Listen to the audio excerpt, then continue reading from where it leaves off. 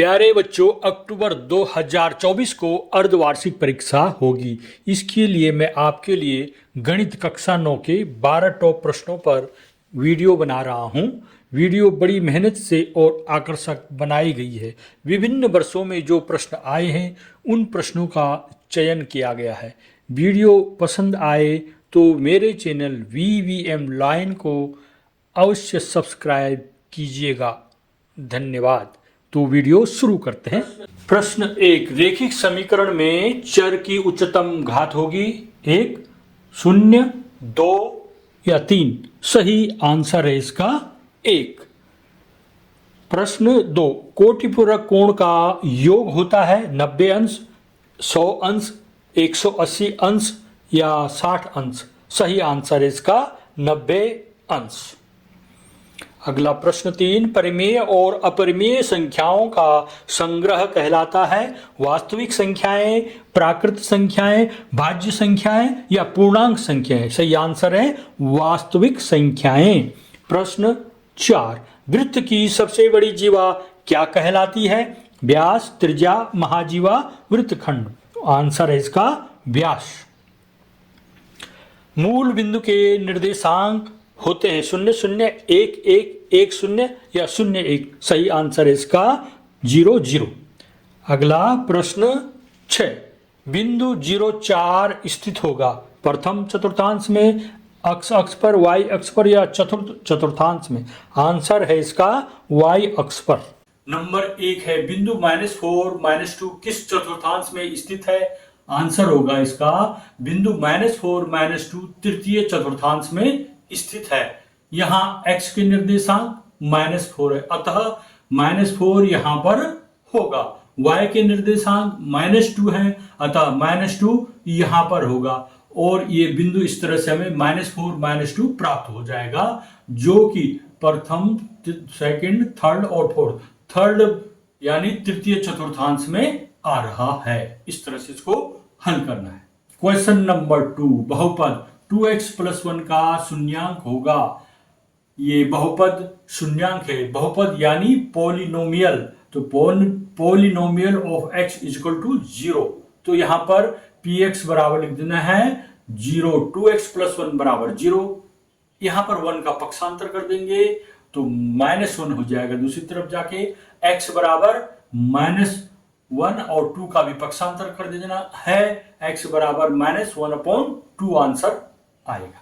Question number 3, 5x³ + 4x² + 7x में बहुपद की घात बताइए। आंसर होगा इसमें, इस बहुपद में चर जो x है, x की अधिकतम घात 3 है, अतः बहुपद की घात 3 होगी। इसका आंसर लिखना आपने, इस बहुपद की घात 3 है।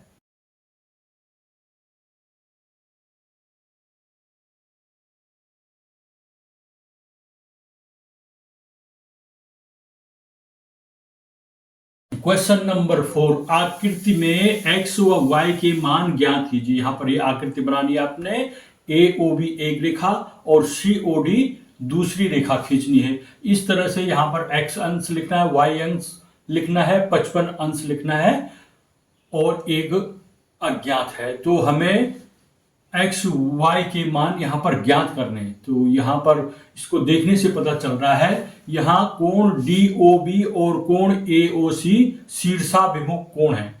चूंकि शीर्षाभिमुख कोण बराबर होते हैं, अतः x⁴ बराबर, अतः x अंश बराबर 55 अंश हो गया। संपूर्ण कोण कितने अंश का होता है? संपूर्ण कोण 360 अंश का होता है। आकृति में कोण AOD व कोण COB शीर्षाभिमुख कोण है। यहां पर देख लीजिए, ये शीर्षाभिमुख कोण है। यहां कुल 4 कोण है, कोण AOD व कोण COB शीर्षाभिमुख कोण है। यहां कुल 4 कोण है। 2 कोणों का योग, ये 55 निकल रखा है, इधर x का मान हमने 55 निकाल दिया, 55 और 55 जोड़ के 110 हो गया। अब शेष 2 कोण बच गए, वे कोण भी आपस में बराबर है। 360 अंश में से आपने 110 अंश घटा देना है, जो आएगा 250 अंश। चूंकि अब जो 2 कोण हैं उनका योग 250 हो रहा है और दोनों कोण बराबर हैं, इसलिए एक कोण का मान क्या होगा? 250 का आधा कर देना है। 250 का आधा कितना होता है? 125 अंश। ये आंसर आएगा।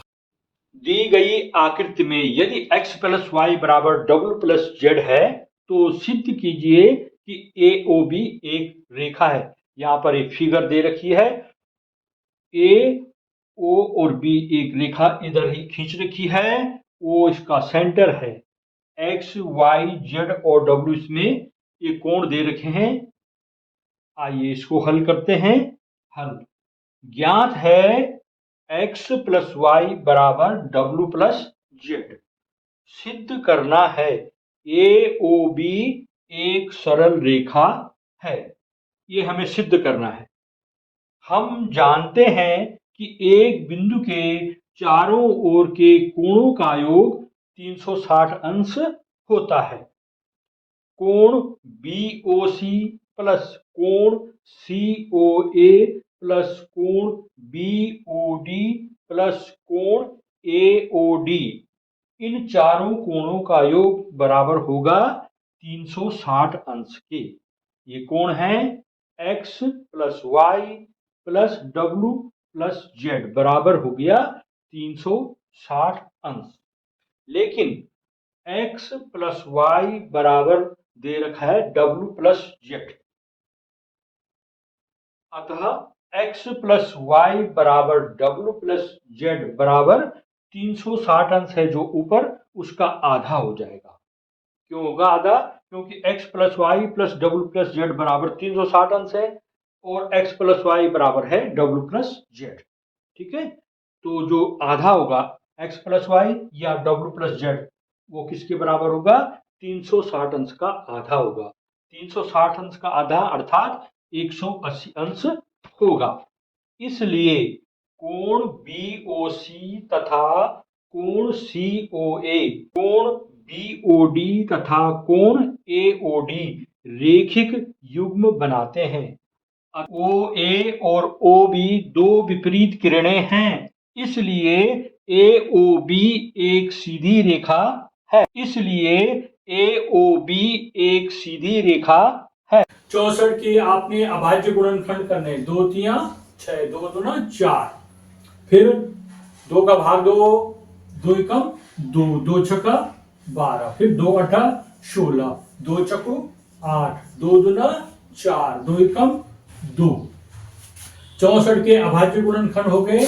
64 के अभाज्य गुणनखंड क्या है? 2 गुणा 2 गुणा 2 गुणा 2 गुणा 2, 1 2 और 2 बार हो रहे हैं, 1 2 3 4 5 6।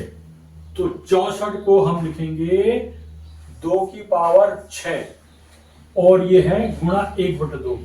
इस तरह से हम इसको लिखेंगे तो हो जाएगा 2 का भाग देंगे 6 में, 2 3 6 और 3 गुणा 1 3, 2 की घात 3 हो जाएगा।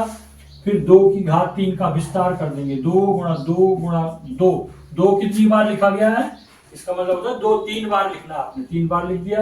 2 गुणा 2 कितना हो रहा है? 4 और गुणा फिर 2 हो गया, 4 दूना 8। इसका आंसर आया आपका 8। मेरे चैनल को सब्सक्राइब कीजिएगा। अगर आपको ये वीडियो पसंद आ रही है तो आप वीडियो को लाइक कीजिएगा, कमेंट कीजिएगा और इसको शेयर भी कीजिएगा।